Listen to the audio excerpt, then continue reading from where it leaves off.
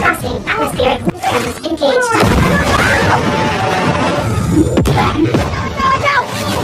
Fine-tuning flight control.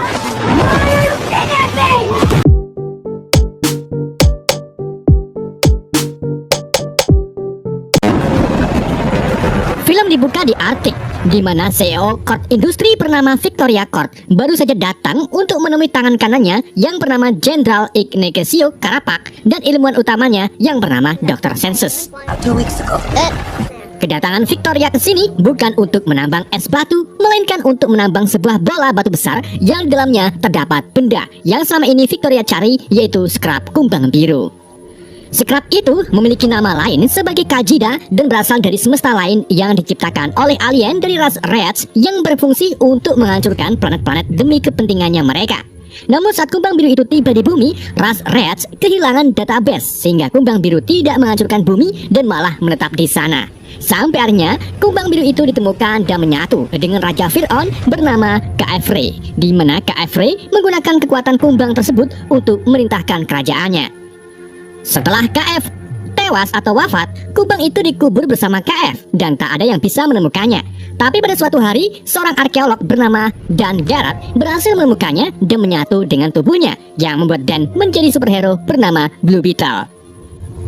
Setelah Dan wafat, kumbang itu akhirnya diwariskan ke muridnya yang bernama Ted Kort atau saudara Victoria. Namun sayangnya kumbang itu tidak mau menyatu dengan tubuh Ted. Alhasil, Ted pun membuat teknologi canggih untuk menjadi Blue Beetle-nya sendiri, layaknya superhero Batman. Namun pada suatu hari, Ted menghilang secara misterius dan tidak ada yang bisa menjelaskan tentang kepergiannya. Dan karena kekuatan itulah yang membuat Victoria sangat mengincar Blue Beetle.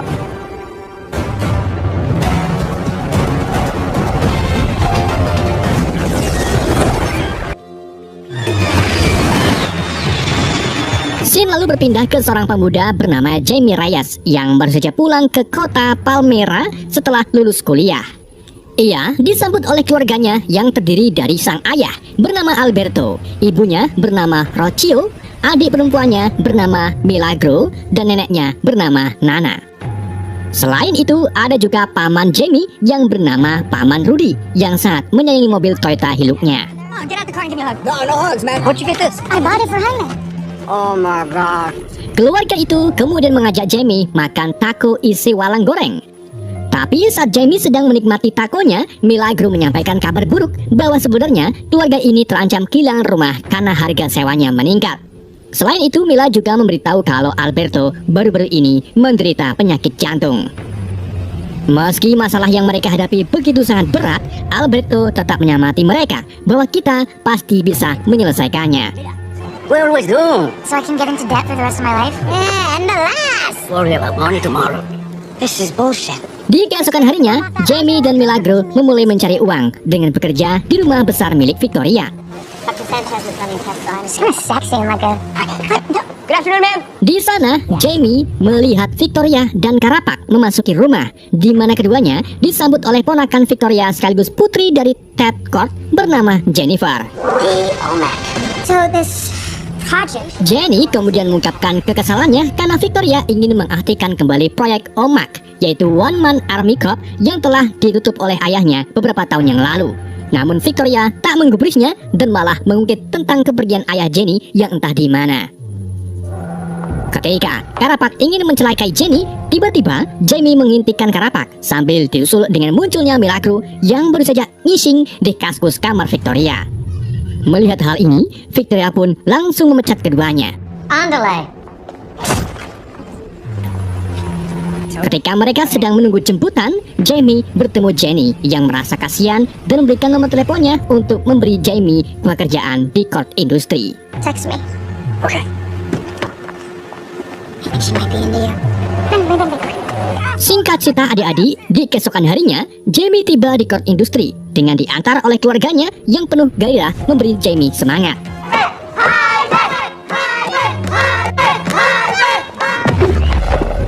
Sementara itu di dalam gedung, Jenny diam-diam menyelinap ke lab dan menemukan bahwa Victoria menggunakan scrap biru dalam eksperimennya membuat omak.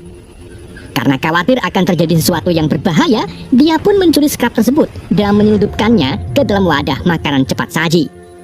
Dr. Sanchez yang baru saja nguyuh lalu dibuat terkejut saat menemukan bahwa scrapnya hilang dan langsung memerintahkan petugas untuk mengunci semua pintu gedung. Jamie yang sedang menunggu di ruang tunggu akhirnya melihat Jenny turun dari lift. Ia lalu segera menghampiri Jenny, tetapi Jenny malah menunda wawancara kerjanya karena ia sedang gugup. Ketika Jamie mengatakan akan melakukan apapun yang dia butuhkan, Jenny pun memberinya wadah berisi scrap dan menyuruhnya untuk tidak membuka atau menyentuh apa yang ada di dalamnya dan menjaganya dengan nyawanya. Jenny kemudian menyuruh Jamie pergi sebelum para petugas menutup pintunya. Jamie kemudian membawa pulang kotak makanan itu dan menunjukkannya kepada keluarganya. Meskipun dilarang untuk dibuka, tapi keluarga tersebut malah menyuruh Jamie untuk membukanya. Dan saat dibuka, mereka melihat scrap berwarna biru yang dianggap sebagai mainan. Mereka lalu dolanan scrap tersebut dan saat Jamie menyentuh scrap itu, tiba-tiba scrap bereaksi. Ia mulai berangkat ke tangan Jamie sebelum akhirnya menerjang wajahnya dan kemudian memasuki tubuhnya.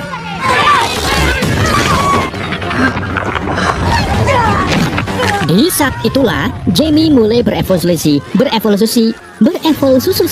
menjadi Blue Beetle dengan pakaian super canggih. Dan setelah itu, ia terbang ke langit menuju ke atmosfer.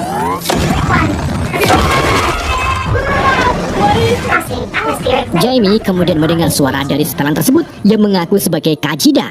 Kajida lalu memulai menguji kemampuannya yang membuat Jamie ketakutan ketika terbang ke seluruh kota.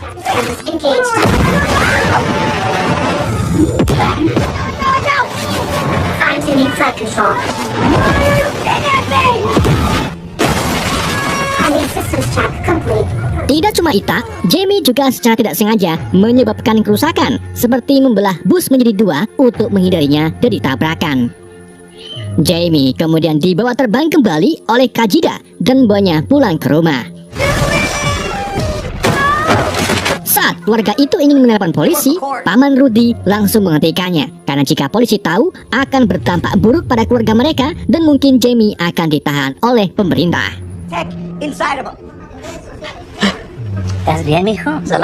Setelah sadar dari pingsannya, Jamie menemukan bahwa scrap itu telah menyatu dengan tubuhnya. Ia pun berniat menemui Jenny untuk meminta bantuan melepaskan scrap tersebut.